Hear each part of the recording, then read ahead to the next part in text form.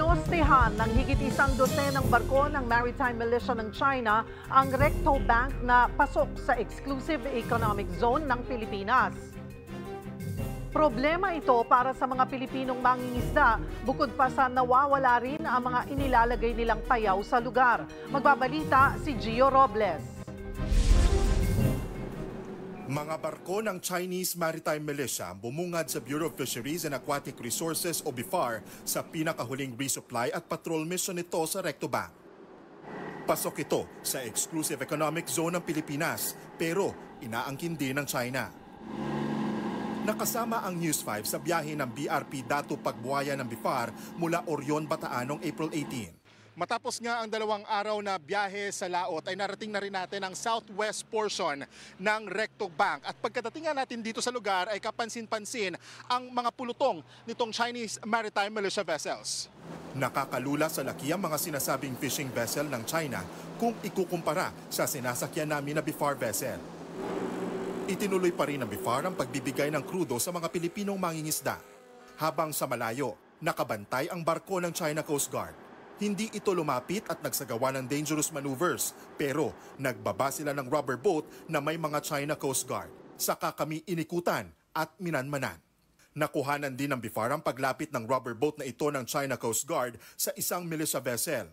Nagbaba pa ng tauhan ng CCG sa mga larawan na ito. Dati nang sinasabi ng Philippine Coast Guard na may ugnayan ng China Coast Guard sa mga militia ship. So far, sir, nothing out of the ordinary, sir. But again, sir, we'll still subject for verification po, sir. Sinadya rin ng BIFAR ang sandbar na ito na may kakaibang hulma. Aakalain mong buhangin ang mga durug-durug na coral sa sandbar.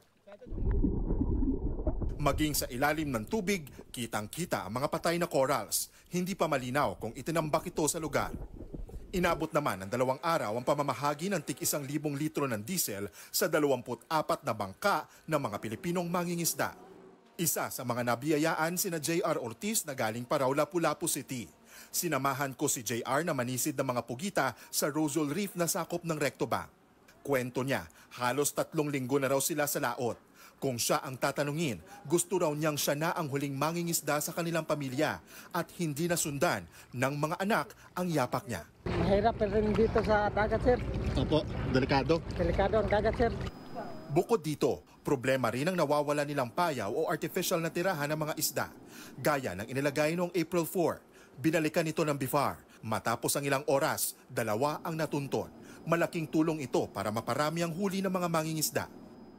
Isa si Nelson Belloc sa naglatag ng 10 payaw. Pero 6 na payaw na lang daw ang natira na posibleng pinutol ng mga barko ng China. Rin kami kasi mayroong mga barko ng doon. Hindi naman basta-basta mapuputol yung payaw, sir, kung hindi nasabitan ng kanilang long line. Lahat pa naman daw ng payaw may laman ng isda tulad ng yellowfin at galunggong. Inaalam pa ng BIFAR kung sinadyang putulin ang mga payaw. Those reports are still subject for verification, sir. But other than that, sir, yung mga factors na gano'n, sir, pwede naman po natin masabi na tinangay lang po siya ng mga agos, sir. Not necessarily na may pumutol o may nagtanggal po, sir. Para sa 1PH, Gio Robles, News 5.